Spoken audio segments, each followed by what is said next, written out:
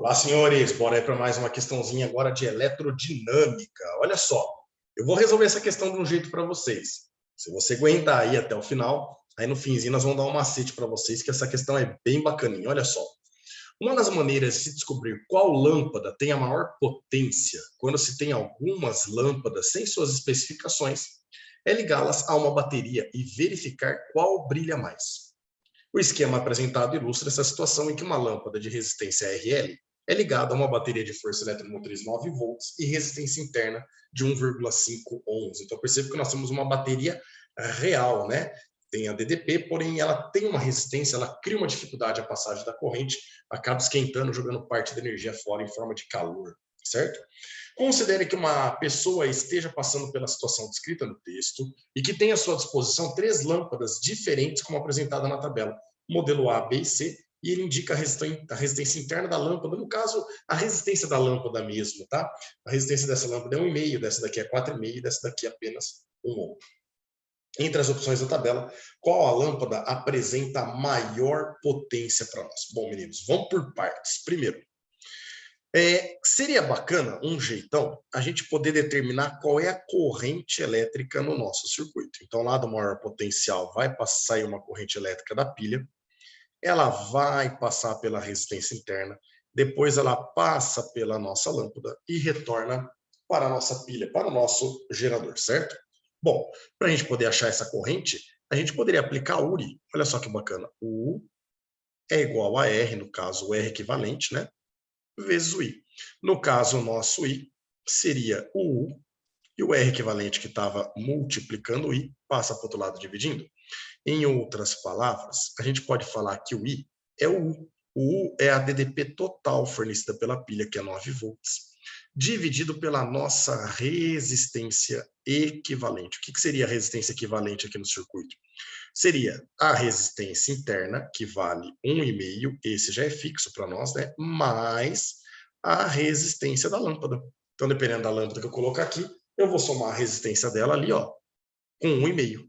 Esse valor vai estar dividindo 9 e esse resultado fornece a nossa corrente elétrica. Então, perceba que a gente acabou de criar uma equaçãozinha para a gente poder calcular a corrente em função da resistência da lâmpada. Dependendo da lâmpada que a gente ligar no circuito, nós temos aí como calcular a corrente elétrica dela, certo? Agora, como é que eu vou calcular a potência de cada lâmpada? Bom, um jeitão que a gente pode calcular é usando o PRI, já que eu conheço as resistências das lâmpadas, e agora eu tenho condições de calcular a corrente elétrica que vai estar passando para cada lâmpada que eu estou ligando. Então, a potência aqui, ó, a gente pode usar R, que é a resistência da lâmpada, vezes esse I ao quadrado, a corrente que nós vamos encontrar ao quadrado aqui para nós. Fechou? Para isso, eu vou trabalhar com cada uma das lâmpadas aqui. Então, a primeira lâmpada, vamos na sequência, né? A primeira lâmpada que nós vamos trabalhar é a nossa lâmpada A, que tem aí uma resistência de 1,5 ohms. Então, trabalhando com a lâmpada A, ó, eu vou encontrar a primeira corrente na lâmpada A. Como é que a gente vai fazer para achar a corrente mesmo? É 9 dividido pela resistência interna mais a resistência da lâmpada, que no caso da lâmpada A, vale 1,5. Então, vai ficar 9 dividido por 3, a gente chega que essa corrente vale 3 amperes. Portanto, a potência da nossa lâmpada A, nós vimos também como calcular a potência, ó, é a resistência da lâmpada, que vale 1,5, vezes a corrente, que é 3 amperes ao quadrado.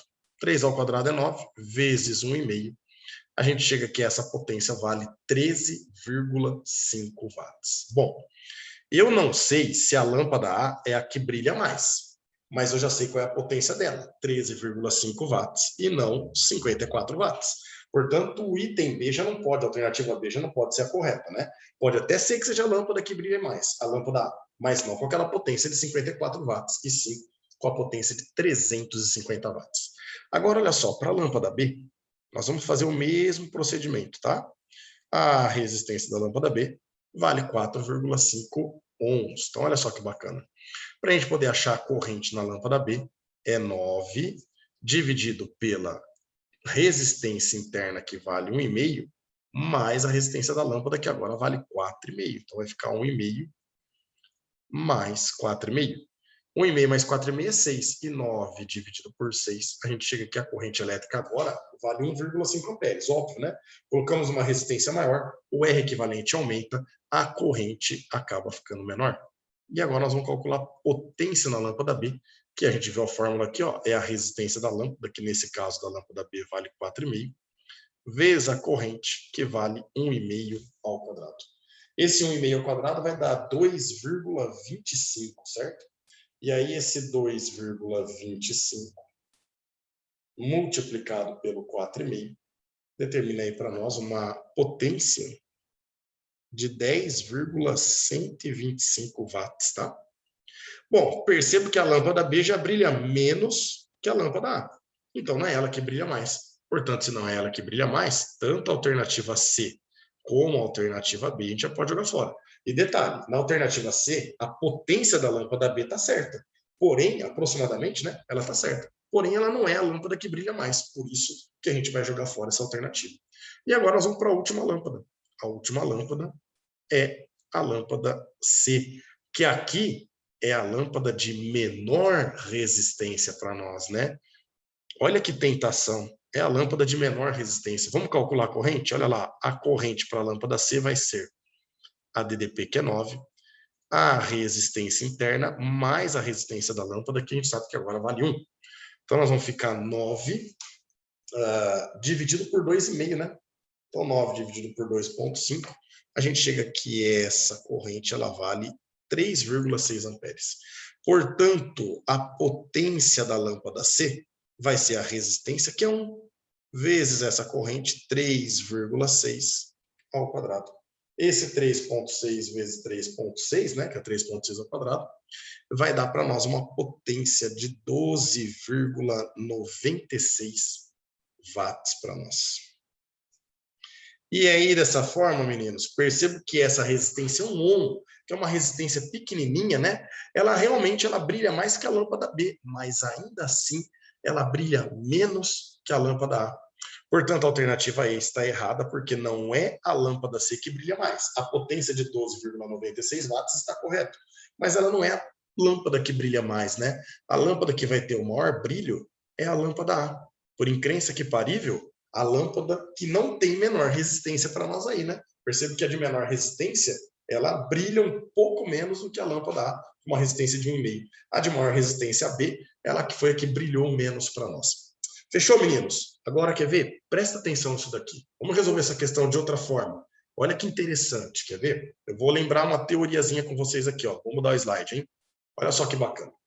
Aqui eu montei para vocês já, obviamente, antes de começar a gravar o exercício, um circuito elétrico onde nós temos um gerador, tá vendo aqui, ó, um gerador, e os terminais onde eu posso ligar vários resistores. Eu posso ligar vários resistores, ou então eu posso ligar um reostato, aquele resistor que você consegue alterar o valor da resistência, certo?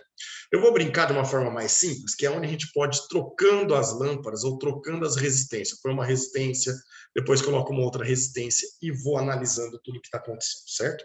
Mas olha que bacana. É possível a gente trocando aqui a resistência, o valor da resistência, colocando várias resistências, construir um gráfico da potência útil, ou seja, a potência utilizada por esse cara aqui, perdão, em função da corrente elétrica. E esse gráfico, senhores, ele sempre vai dar uma parábola para nós com boca para baixo. Onde, ou melhor, em que, né? Não, onde aqui mesmo, né? Onde esse ponto aqui indica para nós o maior valor dessa potência útil. Então, aqui está a nossa potência útil máxima. Existe um certo valor de resistência, que a hora que eu coloco ali, que a potência que vai ser dissipada por ele é o maior valor possível que ele está conseguindo usar, que o nosso sistema está conseguindo usar. Bom, por simetria, vamos relembrar essa corrente aqui, ó, é quando a potência vale zero, tá vendo? Quando a potência vale zero, eu tenho dois valores para a corrente, esse primeiro e o segundo. O primeiro é quando a corrente vale zero. Obviamente que se o meu circuito não estiver circulando corrente, eu não tenho potência nesse cara aqui, portanto a potência vale zero. Mas tem uma outra situação que o circuito vai estar com corrente e esse cara também vai ter uma potência zero, que é quando ele é colocado em curto-circuito. Lembra? Então, quando a corrente é a chamada corrente de curto-circuito, o meu resistor não está funcionando e, portanto, a potência dele também vale zero. Então, essa corrente representa a nossa corrente de curto-circuito. Lembram disso? Bom, pela simetria do gráfico, então, a gente consegue perceber que a corrente que está passando no circuito, ela representa exatamente metade dessa corrente de curto quando nós estamos trabalhando com a nossa potência útil máxima. Então, nós temos uma informação. Olha o gráfico de baixo. O gráfico de baixo é o gráfico do gerador, estão lembrados? Aqui, ó, nós temos a máxima DDP, que é a força eletromotriz. Aqui, nós temos a corrente quando o circuito não consome, não está utilizando o DDP, né? Isso ocorre quando o teu R equivalente está em curto. Então, por isso que nós chamamos de corrente de curto-circuito.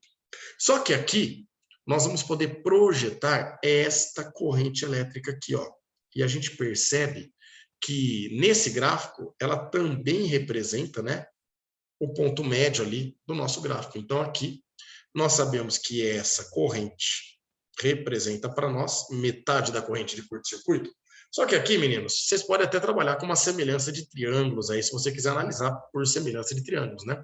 A gente pode analisar que se eu estou pegando metade do cateto horizontal, significa que ali eu também estou pegando metade do cateto vertical, desse nosso triângulo, né? Então, quando eu tenho a corrente valendo metade da corrente de curto, a DDP que está sendo útil representa para nós exatamente metade da DDP total. Espera lá. Significa que na situação de potência útil máxima, olha que bonitinho, na situação de potência útil máxima, o meu R equivalente, ele tem um valor que faz com que a DDP que ele esteja consumindo aqui, ó, seja metade da força eletromotriz, metade da DDP total fornecida ali pelo gerador. Peraí, mas se o R equivalente está usando metade, onde está o restante, a outra metade? Está exatamente na resistência interna.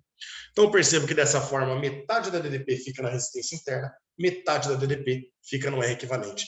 Toda vez que você quer potência útil máxima, essa é a condição. A DDP se divide meio a meio. Mas vamos lembrar? Lembra que DDP se divide diretamente proporcional às resistências? Maior resistência, maior é o consumo de energia de DDP. Menor resistência, menor o consumo de DDP.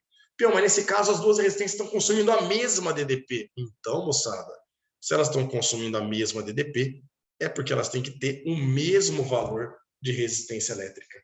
Essa é a principal condição para a situação de potência útil máxima. Toda vez que ele falar em maior valor de potência útil, o R equivalente tem que ser igual à resistência interna. Se você for colocar uma lâmpada aqui, moçada, a resistência da lâmpada tem que ser igual à resistência interna. Isso significa que nesse exercício você não precisava nem fazer conta, né? Para você saber a potência útil máxima aqui, olha a resistência interna, 1,5.